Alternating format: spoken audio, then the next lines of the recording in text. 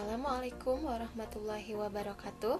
Perkenalkan, nama saya Risma Damayanti, peserta latihan dasar CPNS Kabupaten Bandung tahun 2021, Angkatan 8 Kelompok 2.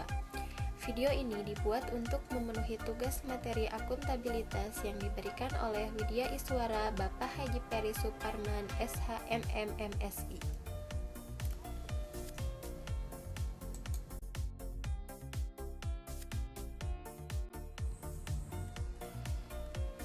Ada dua video yang saya analisis. Video pertama adalah video akuntabilitas tentang orang jenius asal Indonesia. Video akuntabilitas yang kedua adalah tentang sistem akuntabilitas kinerja instansi pemerintah atau SAKIP. Berikut adalah hasil analisis kedua video tersebut yang memiliki keterkaitan dengan nilai-nilai akuntabilitas.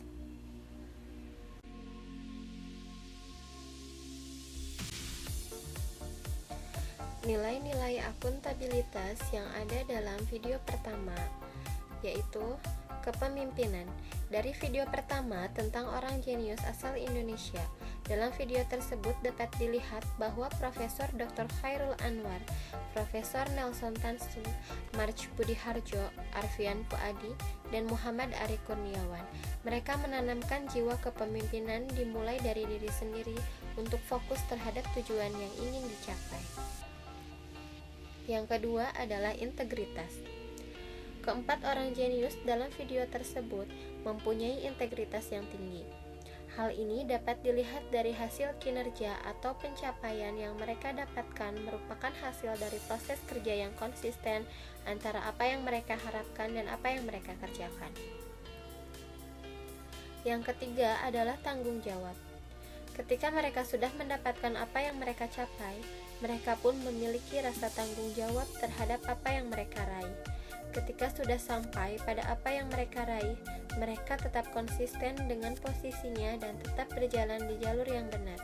Contohnya, dari setiap mereka tetap memberikan kontribusi yang besar untuk negara Indonesia, mengharumkan nama negara Indonesia di mata internasional dengan hasil-hasil yang mereka capai melalui proses yang ada hubungannya dengan beberapa instansi pemberi beasiswa, serta beberapa di antara mereka menyisihkan hasil dari pencapaian atau royalti untuk keluarga terdekat.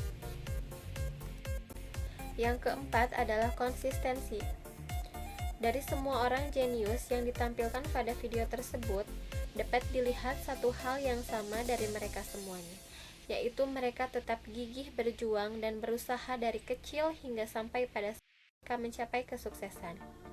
Hal ini bisa terwujud dan tercapai karena mereka konsisten dalam berusaha mencapai tujuan, konsisten dalam misi untuk tetap fokus terhadap tujuan, dan konsisten dalam niat untuk tidak menyerah dengan keadaan yang mereka hadapi. Nilai akuntabilitas pada video kedua. Yang pertama adalah kewajiban setiap individu, kelompok, atau institusi untuk memenuhi tanggung jawab yang menjadi amanahnya. Pada video kedua, mengenai sistem akuntabilitas kinerja instansi pemerintah atau SAKIP, dengan menggunakan SAKIP untuk memastikan semua komponen dalam organisasi pemerintah daerah atau OPD memberikan kontribusi yang jelas terhadap pencapaian kinerja OPD. OPD menyusun perjanjian kerja secara berjenjang, mulai dari kepala OPD sampai ke unit terendah OPD, sehingga semua OPD dapat menjalankan apa yang menjadi tanggung jawab amanahnya. Yang kedua adalah mampu mengambil pilihan yang tepat dan benar ketika terjadi konflik kepentingan. Diharapkan dengan SAKIP, OPD dapat mengambil pilihan yang tepat, tidak hanya berfokus pada capaian output kegiatan, melainkan berfokus pada outcome yang dihasilkan, sehingga penyerapan anggaran seimbang dengan kinerja yang dihasilkan.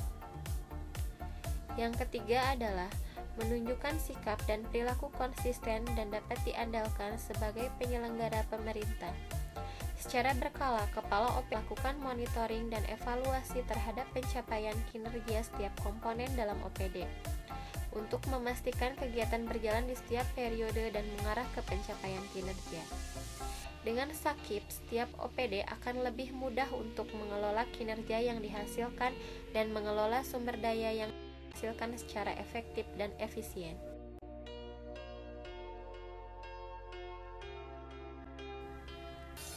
Nilai-nilai akuntabilitas di unit kerja Rumah Sakit Umum Daerah Soreang. Yang pertama adalah kepemimpinan.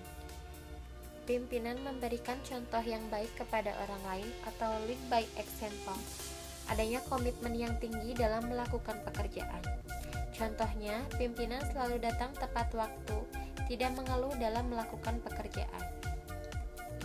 Yang kedua, transparansi. Keterbukaan informasi publik. Misalnya dengan adanya bed management system, pasien atau keluarga pasien yang berobat ke Rumah Sakit Umum Daerah Soreang dapat mengetahui jumlah tempat tidur yang tersedia. Adanya informasi kuota poliklinik pada aplikasi pendaftaran online Saderek Rumah Sakit Umum Daerah Soreang. Yang ketiga adalah integritas. Melakukan pekerjaan sesuai dengan kode etik dan prosedur yang berlaku. Yang keempat adalah tanggung jawab. Menerima konsekuensi dari perbuatan yang telah dilakukan maupun itu baik atau buruk. Contohnya dengan menyelesaikan tugas sebaik mungkin, menyelesaikan tugas tepat waktu, dan membuat logbook atau catatan harian untuk menjadi bahan laporan kepada atasan. Yang kelima adalah keadilan. Dengan tidak membeda-bedakan perlakuan ketika memberikan pelayanan kepada pasien. Yang keenam adalah kepercayaan. Bisa bekerja sama dengan baik dalam hal pekerjaan dan komunikasi baik secara internal maupun eksternal. Selanjutnya adalah keseimbangan. Tidak semena-mena dalam menggunakan kekuasaan untuk kepentingan golongan, kapasitas pendidikan yang sesuai untuk fungsi jabatan yang sepadan.